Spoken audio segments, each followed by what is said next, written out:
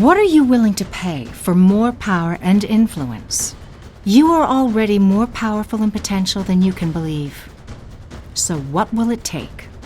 Professor Charles Dwyer will guide you through a seminar of self-discovery that will help you identify ineffective behaviors while sharing with you techniques to design new behaviors that will get you what you want. The number one reason you and I aren't significantly more effective in dealing with people than we are now is because we're not willing to do what works.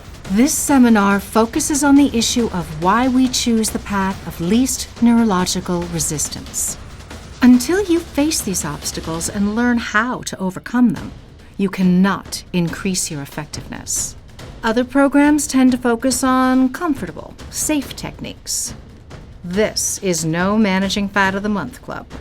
Instead, Professor Dwyer shares his 40 years of experience in finding and developing these effective techniques, which are infinitely more powerful, but considerably more psychologically costly and risky. And the reason we're not willing to do what works is because there are certain ego costs and ego risks that we were taught when we were about 5 or 6 or 7 years old not to take. Professor Dwyer has decades of immersion in corporate and organizational consulting, as well as executive education. His client list includes IBM, DuPont, Xerox, AT&T, PepsiCo, Caterpillar, Pitney Bowes, General Motors, Nabisco, Mercedes-Benz, Intel, the FBI Academy, as well as several U.S. government offices. We'd like you to take our word for it. However, if you want extra proof, listen to what prominent executives have said about his seminars. Daniel O'Brien of the Columbus Cabrini Medical Foundation called it outstanding, indispensable if you want to grow and change. James Cobb of Arco Chemical describes Professor Dwyer's seminar as a real and challenging tool. Richard Capalbo of Merrill Lynch called it the best of the best. You can be as powerful as you're willing to pay. So welcome to your first day of your journey to power. Good morning. Good morning. Good morning. Well, we're here today to talk about power and influence. Is that a topic of interest? Anyone here? Yes, Just a tad here and there. As some of you know, my way of thinking about organizations is to suggest that they fundamentally consist of resources, or what I call potential value satisfaction, something we'll be talking about a lot today, and seekers, human beings, seekers after value satisfaction, and then power. And power is the third element, the adjudicatory mechanism in organizations.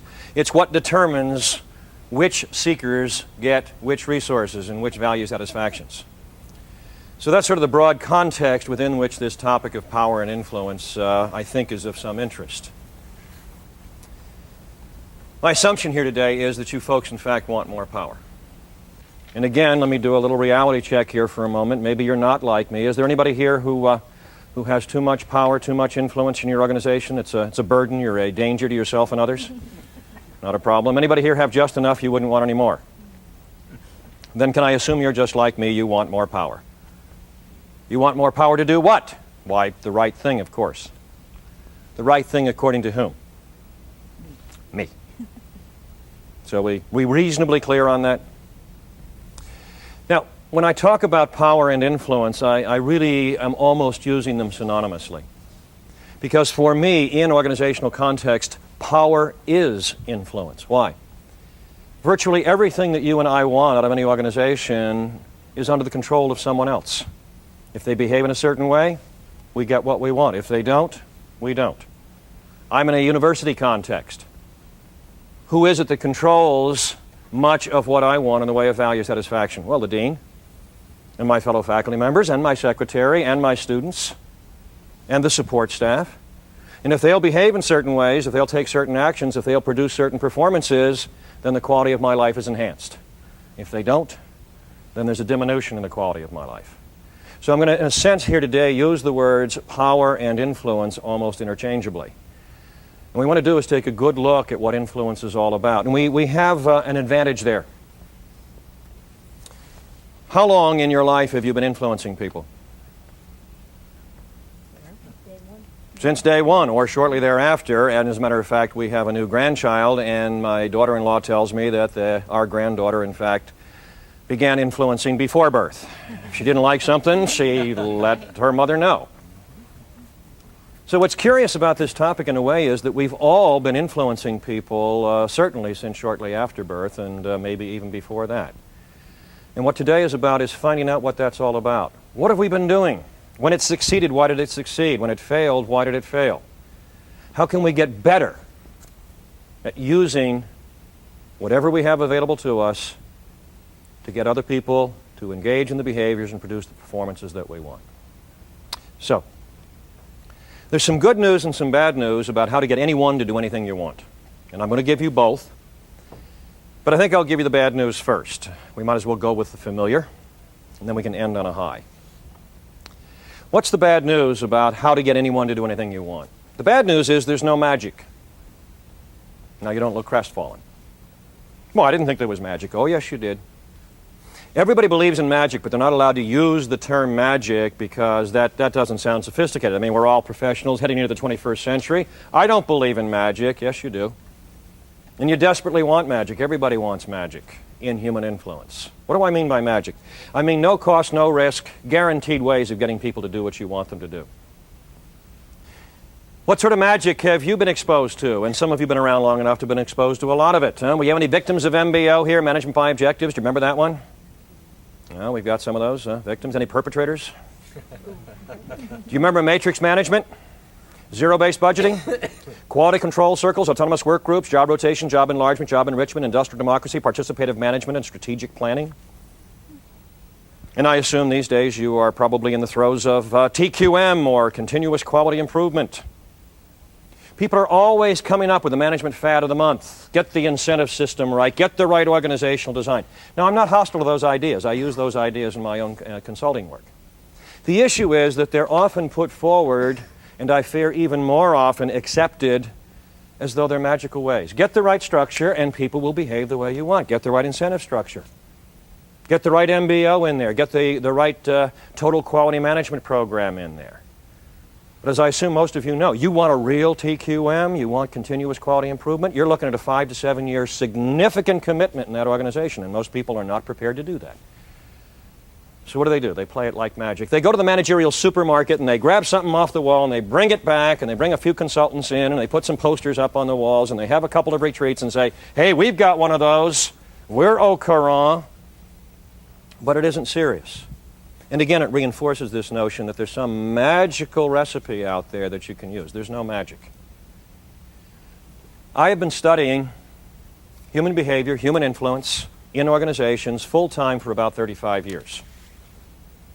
If there were magic, I'd have it. If I had it, I wouldn't be here. Didn't you ever wonder about those seminars where they promise you $1 million in real estate with no money down? Yes. Didn't you ever wonder about the people who conduct the seminars? I mean, why is it they're not out there taking their own advice? Instead, they're here creating competitors for themselves. My assumption is there's more money in giving the advice than there is in taking it. But nonetheless, we all want the cost-free, risk-free, guaranteed way of getting people to do what we want them to do. And there is no such thing. There's more to the bad news. Do you have any idea what the number one obstacle is for you in taking the quantum leap in interpersonal effectiveness, in power, in influence? The number one obstacle. Any ideas? Ourselves. What about ourselves? Risk of failure. Risk of failure. Put another word in front of that. There is a risk of failure. Why would that deter us? Because we have something else called fear of failure. Fear of rejection, fear of embarrassment, as we will see today. The number one reason you and I aren't significantly more effective in dealing with people than we are now is because we're not willing to do what works. And the reason we're not willing to do what works is because there are certain ego costs and ego risks that we were taught when we were about 5 or 6 or 7 years old not to take. Indeed, do you have any idea at what age in your life you were probably at your maximum effectiveness in influencing people?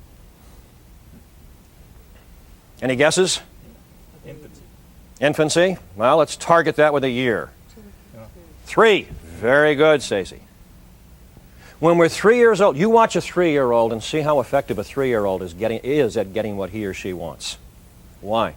Because they're willing to do some things that are incredibly effective in influencing human behavior that you and I aren't willing to do. And some of those things, by the way, are socially acceptable. But they will be socialized out of those behaviors, out of those powerful techniques by the time they're 5 or 6. We'll see what some of those are today. You can be as powerful as you're willing to pay. That's really what it comes down to. And one of the things we'll be doing here is laying out those costs and risks in excruciating detail. And you can sit back and say, well, yeah, I wanted to be more powerful, but is that what it's going to cost me? Yeah, that's what it's going to cost you. So you decide. That's the bad news. What's the good news? The good news is much shorter than the bad news, but it's pretty good news nonetheless. The good news is that you don't have to study human behavior for 35 years to figure out what to do. The good news is that you have most of the knowledge that you need. You have most of the skill you need. No esoteric stuff is necessary. And whatever you don't have in the way of knowledge and skill, you'll have by the end of today's session. It's not a big deal. It's understanding a few relatively simple key concepts and then say to yourself, am I willing to do the stuff that works? And if you are, you can be more powerful tonight if you want to. You can be more powerful on the phone this afternoon if you want to. It's a matter of willingness, and that's pretty good news. So, that's the bad news and the good news. What are some of the categories that we have created to talk about human influence? Marketing, sales, advertising, merchandising, display of materials in retail outlets, politics, religion, parenting, spousing, negotiation, conflict resolution. What do they each involve? Those seemingly disparate categories, what do they each involve? What do they have in common? We'll play a Sesame Street tune here, huh? Influencing someone's behaviors. Influencing someone's behavior.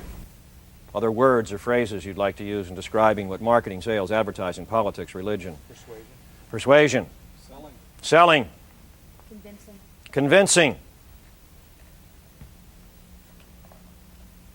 Okay.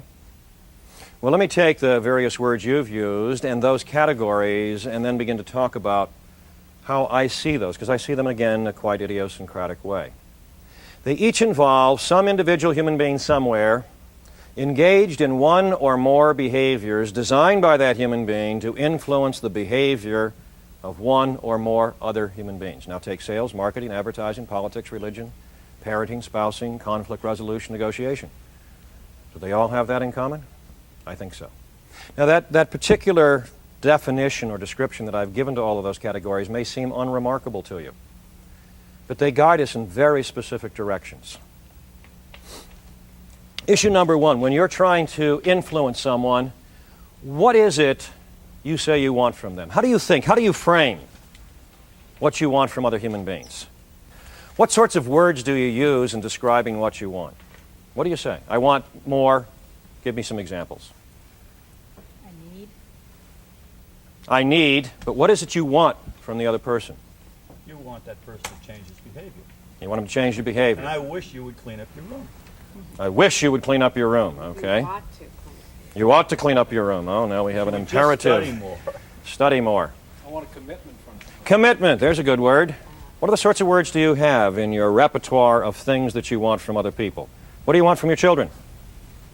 What do you say you want from your children? Respect. Respect. Obedience. Obedience. Possibly a bit of groveling here and there, right? Loyalty.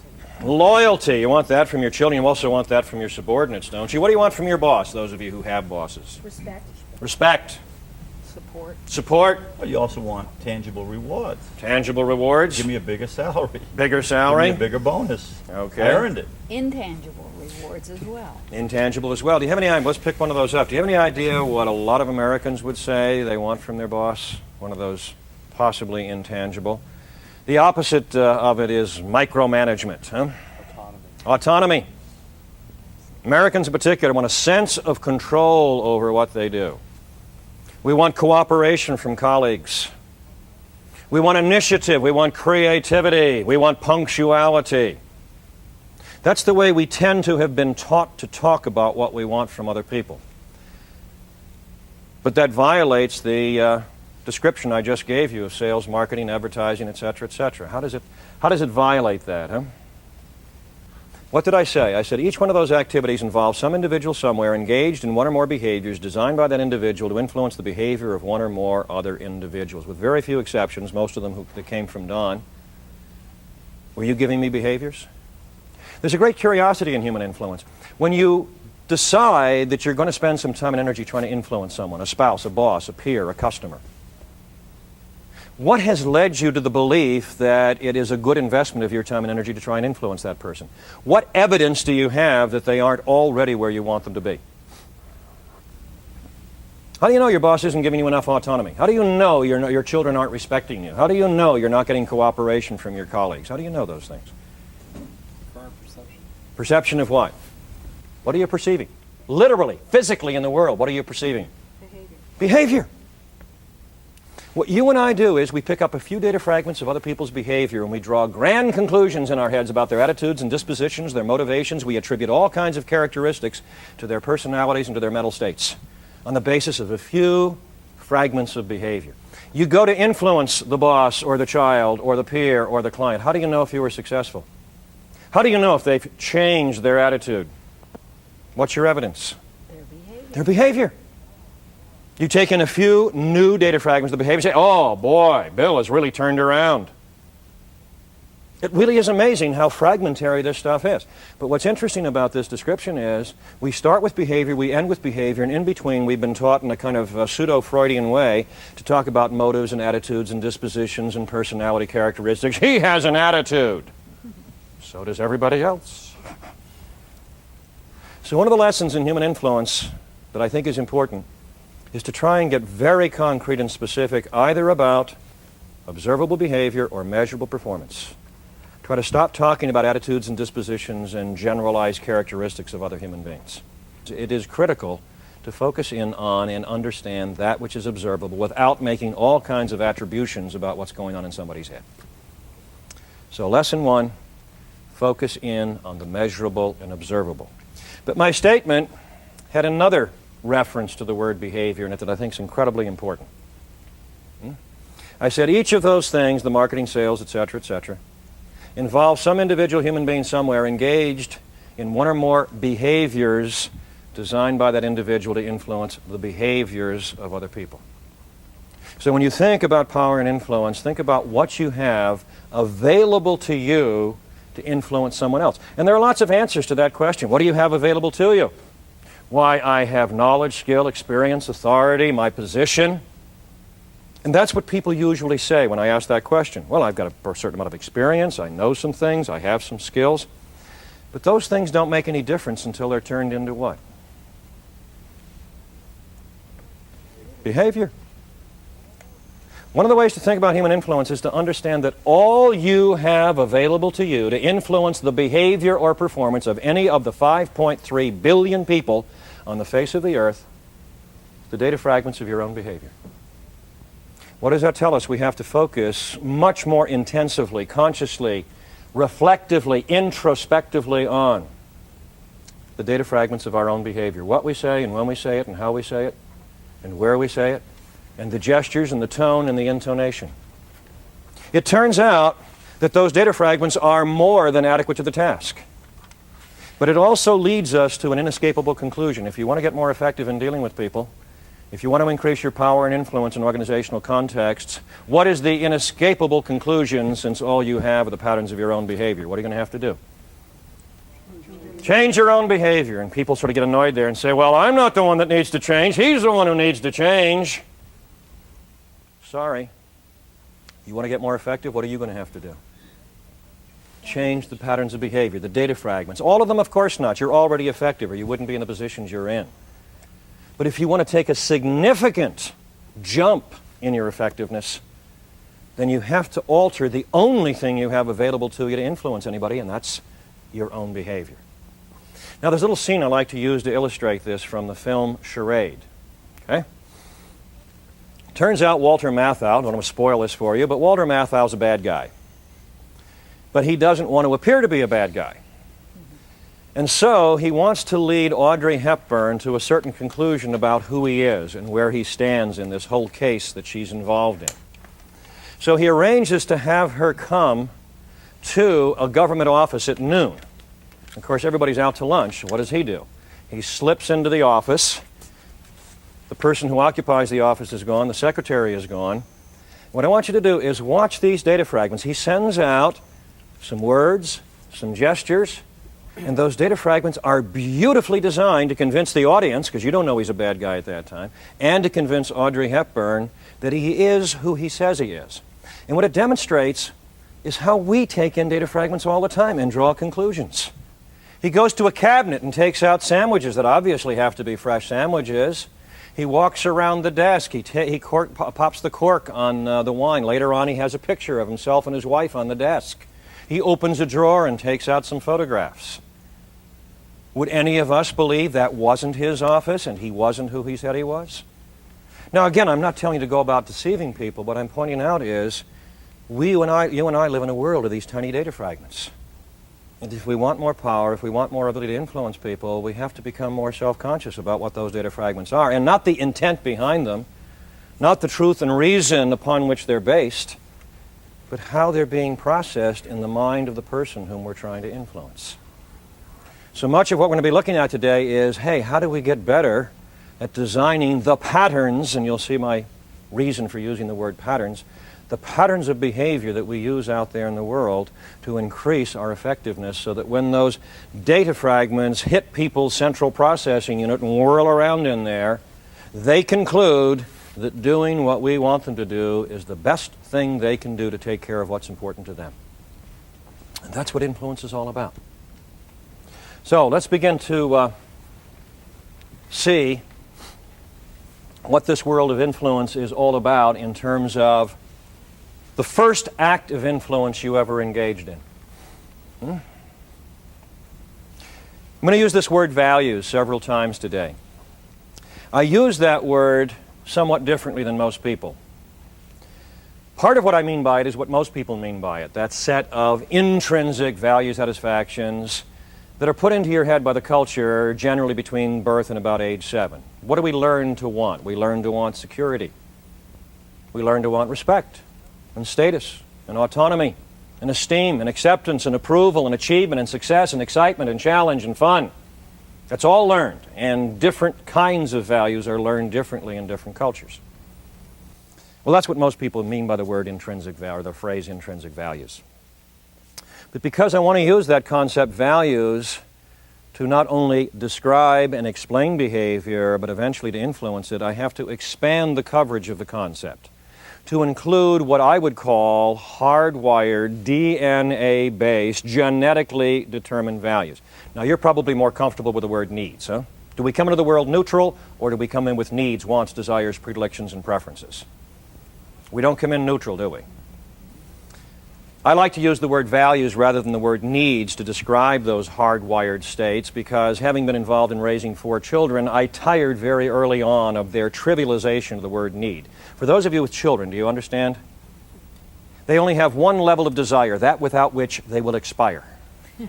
I need the car, I need $50, I need to go to the rock concert, I need those Nike Airs, whatever it is, I need it. Okay? And I really didn't like that. So every time I use the word values, think of it as having these 2 components. The hardwired set, which you may want to translate into the word needs, and then the acquired set, the enculturated set that takes place basically between birth and about age 7.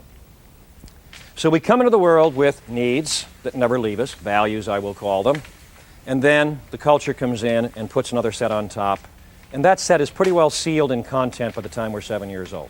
It may change in intensity and priority, but you're not going to put new intrinsic values in people's heads after they're about 7 years old.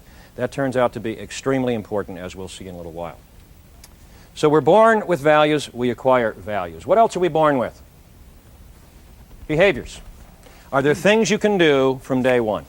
What sorts of behaviors are you able to engage with no learning whatsoever? What can you do when you're born? Cry. Breathe. You can see. You can observe. Hear. You can blink. You can dilate the pupils of your eyes. You can grasp. You can move your arms and legs. You can move your head. That's about it. It's sort of like the boot up program on a PC. Not a lot there, but enough to get it started. What is it we don't have very much of when we're born? Neurological connections between the brain and our value. Between our behavior and our values. You don't know how to use your behavior to serve your values when you're born, with one exception. It's a very interesting exception, by the way. You take a brand new infant and touch the hand or foot of a brand new infant with a sharp object, and what will the infant do? Absolutely automatically. Yeah. Pull away. It doesn't stay there. It doesn't push toward the source of the pain. It pulls back. You might say that's quite natural. It is natural. It's in nature. But it's the only one I know where a behavior is tied to a value. What's the value? Pain avoidance and comfort. What's the behavior? Pull back from a source of it. There are all sorts of other things that'd be nice if they were hardwired in, but they're not. And much of what's going on inside of us as we're developing in our first 3 years of life is making more and more conscious connections between our behaviors and our values. You're a few days old. You're uncomfortable. You don't know why you're uncomfortable, but you are uncomfortable. You start to flail about, arms and legs moving. Coincidentally, you move your trunk. You're more comfortable. Guess what you just learned? Going like this makes you feel more comfortable. And what you continue to do is refine those patterns of behavior so that now, some of you may not be used to sitting this long, you get a little uncomfortable. I've seen no flailing about, so I assume that you've moved up the learning curve. What do? Grin and bear it? Well, that's part of it. What else do you do? Move. You just change your position a little bit. You stretch, you fold your arms, you cross your legs, you scratch your ear. You engage in a tiny behavior that is now virtually automatic for you in the service of your comfort value. Again, what development is very much about is developing linkages between your behaviors and your values. But now comes the part that's really interesting. Somewhere between, for most people, the 4th and 6th month of life, you discovered something really neat. You discovered that certain hardwired behavior on your part allows you to influence the behavior of other people who then take care of what's important to you. Now, that's pretty interesting for an infant. Why? Because nearly everything the infant values, to be fed, to be changed, to be warm, to be dry, to be picked up, to be held. Nearly everything the infant wants out of life requires the cooperation of someone else. And between the 4th and 6th month life, and this is pretty much across cultures, infants begin to discover that a certain behavior on their part allows them to influence the behavior of other people. Now, this isn't universal. This is cultural specific, but this particular behavior, and I'm sure it's already buzzing and humming around in your brain, this particular behavior is a very common hardwired behavior which is culturally understood to trigger generally parental response. What hardwired behavior on your part allowed you to influence the behavior of other people and get your values served? What's that hardwired behavior? Crying. Crying. The one you mentioned earlier, Stacy, that hardwired behavior. Crying. Management technique number 1. You might also look around your organization and discover people whose managerial repertoire has not increased significantly since their birth. When they want something, what do? Whine, cry, grieve, moan, complain, make noise. Why do they do that? Well, I've learned that gets results for them. It works. They wouldn't keep using it. Why does it work? I'm trying to get personal here. We want to shut them up. We want to shut them up. Get out of here. But in my language, it works because we cooperate with it. Because we reward and reinforce it. Has it occurred to you that much, not all, but much of the irritating behavior in your life on the part of others exists only because you insist upon consistently rewarding and reinforcing it?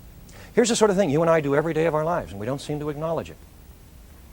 We point back there and say, Dave, Dave, I've been watching your behavior here. It's a real irritant to me. Here's $50, Dave. I don't want you to do it again. If you do it again, I'll have to give you another 50. Dave is desperately trying to figure out what it was he did so he can do it again. If you don't want those irritants that exist because you're rewarding them, what are you going to have to do? Stop rewarding. Exactly. But that's not easy. We reward them because it shuts it up at that point in time with the absolute guarantee it'll be repeated in the future. And if I stop rewarding Dave's behavior, what's going to happen? He ain't going to like it. He isn't going to like it because I have just taken power away from him. He can no longer tap into me as a resource in that way to take care of what's important to him. So what's he going to do? What most 3-year-olds do. Escalate, intensify, and persist. And I got to stand there and say, no, this isn't going to work anymore until he gets tired of that and his brain finally says to him, hey, this doesn't work anymore. I better find another way of trying to influence Chuck. At a minimum, try not to reward irritating behavior. And if you insist upon rewarding irritating behavior, don't blame the other person for doing something that makes complete sense, tapping into you in a very effective way to take care of something that's important to them. Well, what is development all about? It's about learning more and more of those behaviors that work to get other people to take care of what's important to you. And fortunately, that learning doesn't have to stop at age 7, as the acquisition of intrinsic values does. You can learn new behaviors your whole life long. Now, let's take that back to what I said a little while ago. If you can begin consciously to design new patterns of behavior that we know are successful patterns of behavior in influencing the behavior of other people, you are, by definition, more powerful. Your power is the repertoire of behaviors available to you that you are aware of in a given situation of potential influence and that you're willing to use. And why might you not be willing to use them? Because you are aware of the costs and the risks that are involved. There are no free rides in the accumulation of interpersonal power. Now, wouldn't it be nice if I said, well, turn to your notebook, there are 437 behaviors listed there, memorize them, and you too can get anybody to do anything you want. Wouldn't that be nice? Why? Why can't I give you a recipe book? Why can't I just give you the cookbook of human influence? Every situation's different. That's right.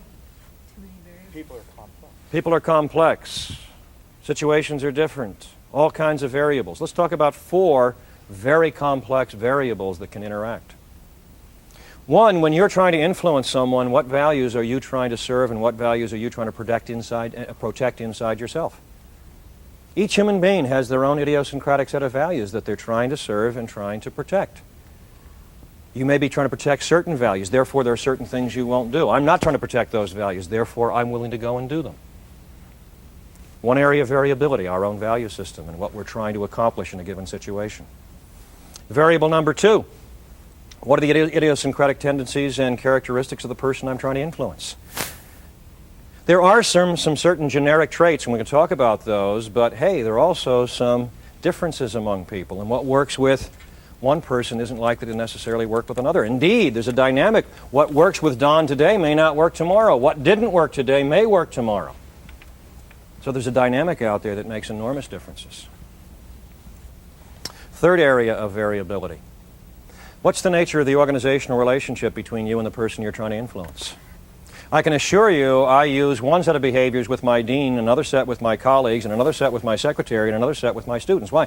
Because there's a series of understandings in their head and my head about this organizational relationship and who's supposed to do what and who's allowed to do what. Fourth area of variability.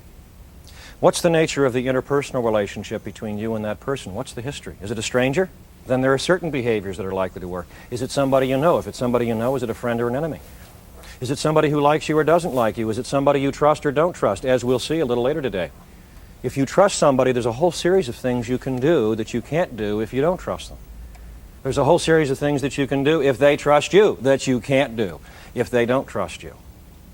So again, there's incredible variation out there among those 4 key variables, and that in their combination produces a mind-boggling set of possible interactions that you might have. Since I can't give you a list of behaviors like a cookbook or a recipe book, where can we go today? We can go to a series of frames, or now I will call them, for purposes of metaphor, lenses. Ways of looking at situations of potential human influence. And if you put these lenses on, these frameworks, these concepts on, and you start to look at situations of potential influence, you will see behaviors that otherwise would not occur to you. Behaviors that have a high probability, no guarantee, but a high probability of getting you what you want.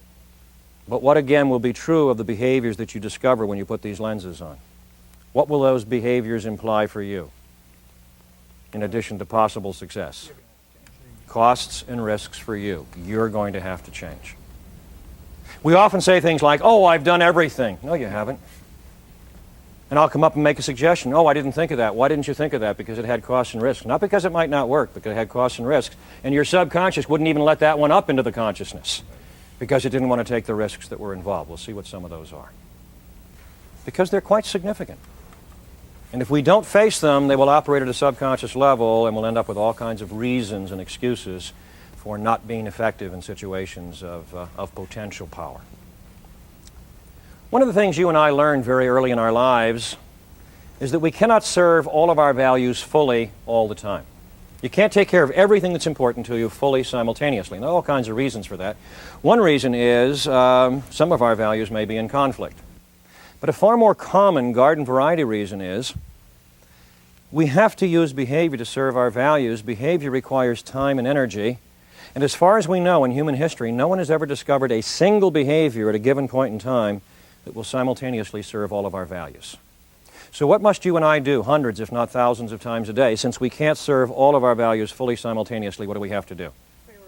Prioritize. Okay. What we used to do in my youth was choose, but prioritize is okay. Now, if you noticed you can't choose anything anymore, you have to prioritize. You can't use anything anymore, you have to utilize. It's sort of an inflation of the language to cover our lack of increased sophistication. We have to choose what? Which values we're going to attend to. You're going to attend to more than one. You just can't attend to all of them. Which values are we going to attend to? And then which behaviors are we going to engage in directly or indirectly in our attempt to serve those values? You're doing that all day long. You're doing it right now. You've been doing it ever since I walked up here. Don's doing it right now. So's Dave. So's Bill. What am I talking about?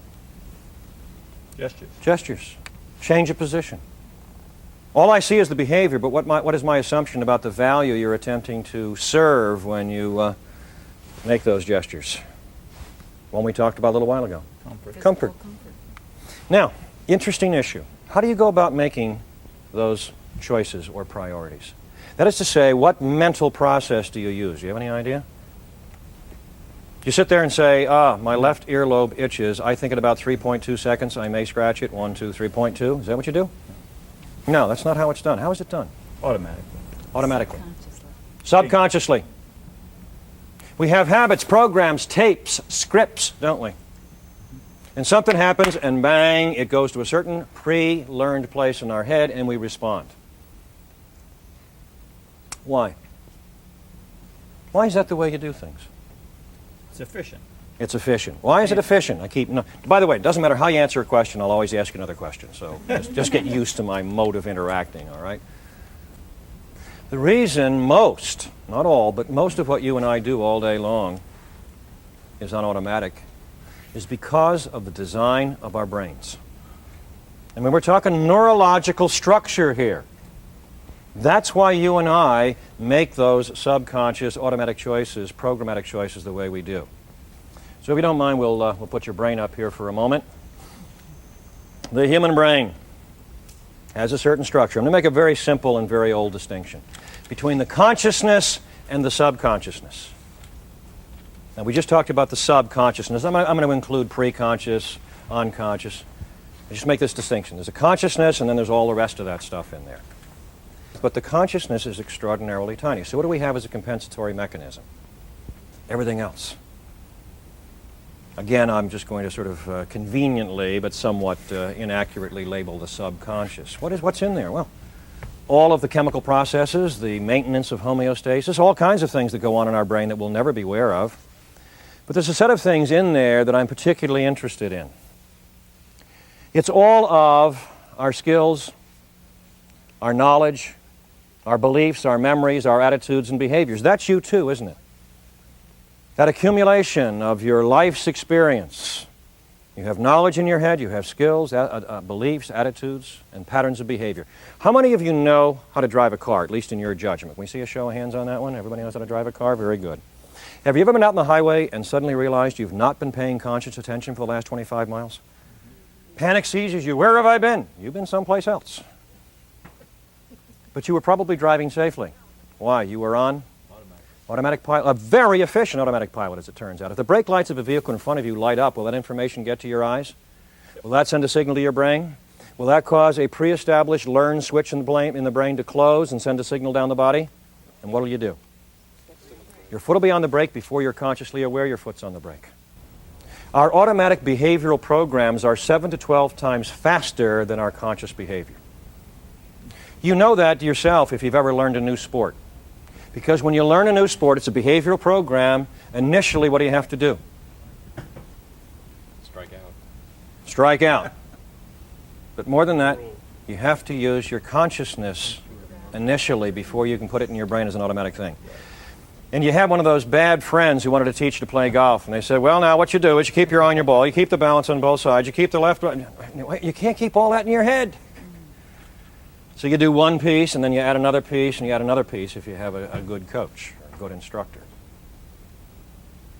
So, we've got the consciousness, tiny, fragile, fickle, easily distracted. The subconsciousness, huge, not limitless, but huge. And that's really a very effective combination, isn't it? I mean, if it weren't for that combination, you'd still be buttoning your shirt from this morning, Bill. Do you have any idea how complex a neurological event it is to learn how to button? Watch a little kid learn to button a button. But after you've done it a few times, automatic. You can be getting dressed, watching TV, thinking about something, driving in a car, holding a conversation. Well, gee, that sounds good. Yeah, it is. Except, most of the time when you and I are going out there trying to influence somebody, are we making conscious, deliberate choices from among alternatives? No. What are we on? Automatic. And what you'll discover is some of the automatic programs installed in your head and my head without our permission, before we had any critical faculty, are garbage programs. Remember that phrase I used earlier? Patterns of behavior? That's why I use the phrase patterns of behavior, because we're talking about automatic stuff. You have to change automatic patterns of behavior if you want to increase your effectiveness, because we're in situations of potential influence all the time. And we can't sit back and say, oh, I've got 17 alternatives here, let me check one. Sometimes we can, but most of the time we can't. So it has to be the automatic stuff flowing out of you in the normal interactions that you have all day that increase your effectiveness in dealing with people. For the most part, there can be some planning. We'll talk about that. But we've got some garbage programs to overcome in our brains. Again, put in without our permission before we had any critical faculty. And I want to show you one of those programs now. It's put into our heads when we're about 3 years old. I have never met anyone who escaped this programming. Let's see how it happened. Let's see. We don't have anybody here with a 3-year-old. I think I checked that earlier. We've got a 5-year-old and we have a 2.5-year-old. Huh? Well, for purposes of effectiveness, why don't we go with a 2.5-year-old, because we may be able to save this child. Is this a boy or a girl, Ted? Beyond hope, Chuck. Beyond hope. Boy. Boy. And his name? Eli. Eli. And when will Eli be 3? Another 6 months or so? Yeah. Okay. Let's take a look at Eli. Has Eli ever wanted something that he thought would serve his values, which required the cooperation of someone else, which he tried to get and didn't get? Has Eli ever not gotten something he wanted? Yes. It has happened. What emotions do you think Eli was feeling when he didn't get something he really had his heart set on? And again, everybody can join in this discussion. What do you think he was feeling inside? Frustrated. Frustration? Angry. Anger? Tad of rage, perhaps? Just a tad. Sad. Sad? Disappointment? Alienation? Sure.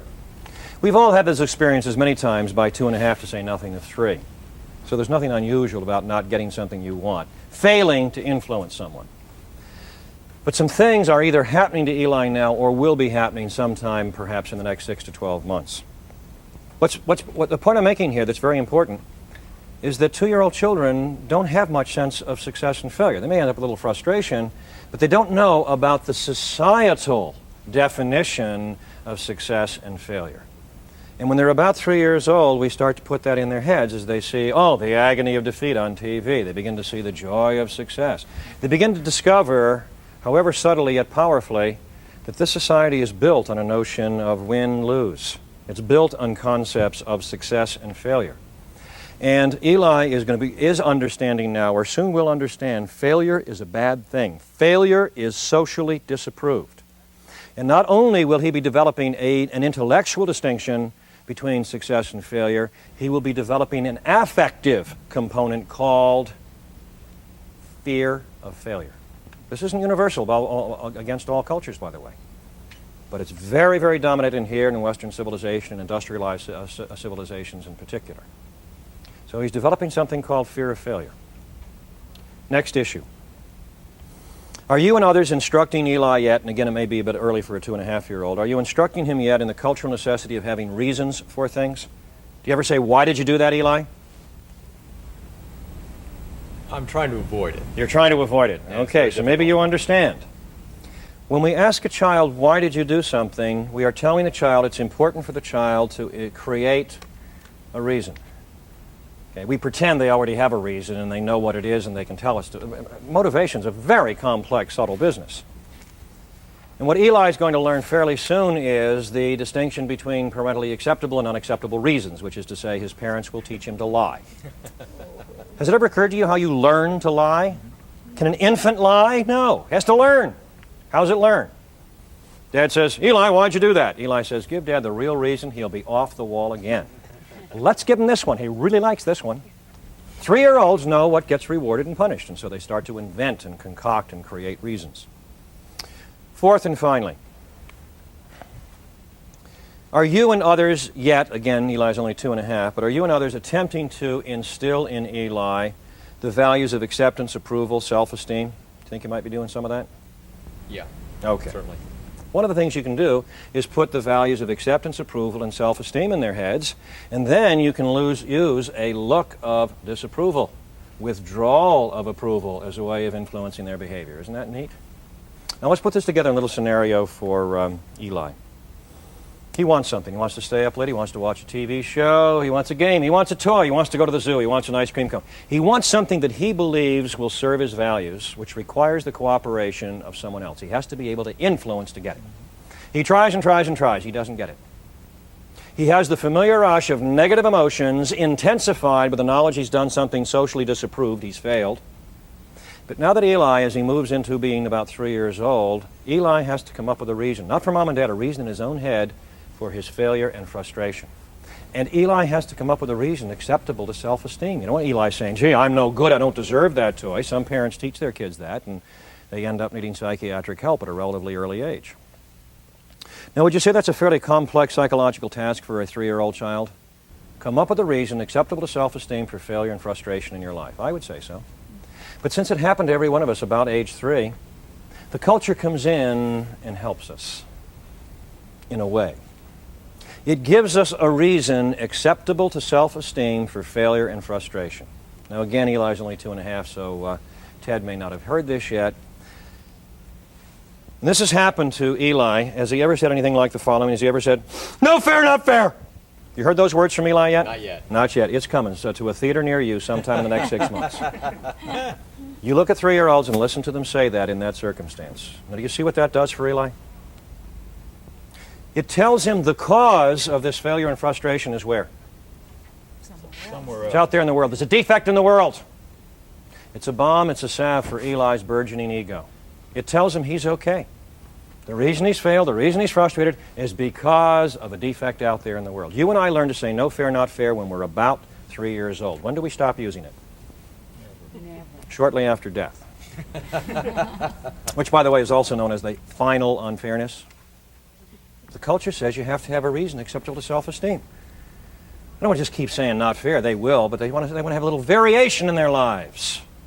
So what's the most obvious reason in the world that they're experiencing failures and frustrations? Their mother. There's a defect in their parents. That's right. Oh, that feels better. Now, I have good news for you. They'll stop doing that in their early to mid-20s, as all of my children have. Not because they're not not because they're no longer having failures and frustrations, but because we as parents are no longer plausible reasons why. We're no longer constraining their behavior. So what become the substitutes in the early to mid-20s? What become the reasons? Their boss. Their boss, their job, their system, the establishment, the red tape, City Hall, those intractable, intransigent, immoral, insensitive, negative, impossible people I have to deal with. You don't talk that way, do you? I mean, preferably over a cup of coffee with one or two colleagues who are more than willing to agree. After all, what are friends for? What is all that stuff? Eli saying no fair, not fair, the adolescent and teenager saying it's my parents, it's my teachers, the adult saying it's the system, it's the boss, it's those egomaniacal people I have to deal with, it's the corruption out there. Rationalizations. Excuses, scapegoating. Now look inside your own head and say to yourself, hey, is that an automatic program in my head that's been played 10,000 times since I was 3 years old? Have I rationalized already today? Probably. You're going to rationalize before you go to bed tonight? Probably. It's a deeply embedded automatic program. And you say, well, so what? What's the big deal? Everybody has it. That's right. When you swim in a sea of mediocrity, you can look all right. What's wrong with rationalization is it deeply interferes with human effectiveness, influence, and power in 3 very specific ways. Number 1, when you rationalize, you tend to use the rationalization as a substitute for effective action. Your behavior is important to me. I can go out and try to influence you, but if I go out to try and influence you, what do I have to risk? Failure, rejection, embarrassment. There's another place I can go. It's warm and soft and fuzzy, well-supported and habitual. It's called rationalization. It's a substitute for action. I don't want to admit that I'm afraid to try and influence somebody, so rather than admit that I'm afraid to try and influence them, I say, you have any samples of this invisible kit of rationalizations you carry around with you all day? Yeah, it was futile. It was futile. Yeah, he just won't accept that. He won't accept that. Yeah, he won't accept Experts have tried to influence him and they fail. Why should I think I can? There are some people you can't change. I mean, you know, you can lead a horse to water, but you can't make him drink. You can make him damn thirsty before he gets there. Has that ever occurred to you? They're excuses, so we don't have to face our fear of failure and we don't have to go out there and try and influence somebody. And you think of how many times you've said that as a substitute for action. Second way in which rationalization interferes with effectiveness. You go out there and you try to influence someone. You give it a shot. And it doesn't work. And you're fresh from the pain of a failure. Now, you all know the old management, not only management, human bromide, but it's true. Persistence, persistence, persistence. You want to be effective? You've got to go back again. But you're feeling the pain of the failure you just experienced. So instead of going back in there and giving it another go and another go and another go and risking another rejection, another failure, what do you say to yourself? I mean, we are so clever at this subconscious level to keep us from doing things that have costs and risks. How do you say things like, look, I gave it my best shot. Gave it my best shot, one of my favorites. Do you see the logic of that? You probably never came close to giving it your best shot. You did something easy and safe and it didn't work, so you blamed him. But if you gave it your best shot, then there's obviously no point in going back and trying anything else. I mean, your best has already been used, hasn't it? What's the third way in which this program of rationalization keeps us from being effective? When we rationalize about people around issues of human influence, we almost always scapegoat them. We attribute negative characteristics to them. He's impossible. Just nobody could deal with her. When you begin to attribute negative characteristics to people as an excuse, as a rationalization, it will inevitably leak out of your behavior toward them, and they're going to pick up vibes. Hey, he doesn't like me. I don't know why. You've probably been the recipient of that sometime in your life. You probably are right now. Somebody you barely know doesn't seem to like you, and you're just puzzled by it. Why is it they don't like it? They've been scapegoating you. They've been using you as the reason they're not effective in the world. They're using you as the reason for their failures and frustrations. Well, that's going to keep happening, but what's something that doesn't have to keep happening is you don't have to keep doing it to other people. What you'll find in any organization, I certainly find it at the university, There are certain jobs, certain positions where whoever holds that position is going to get flack. They're the people who have to say no. Hey, the budget, hey, you're over budget. No, you can't change the budget category. No, you can't have those resources. And it almost doesn't matter who's in that position. A whole bunch of people then scapegoat them. I don't. What does that give me with respect to those people? Enormous potential power. Why? Because I will not scapegoat them. I won't blame them because I wasn't effective in getting what I wanted. And that means when I do want something from them, I have a much better chance of getting it than most of my colleagues who've been scapegoating them.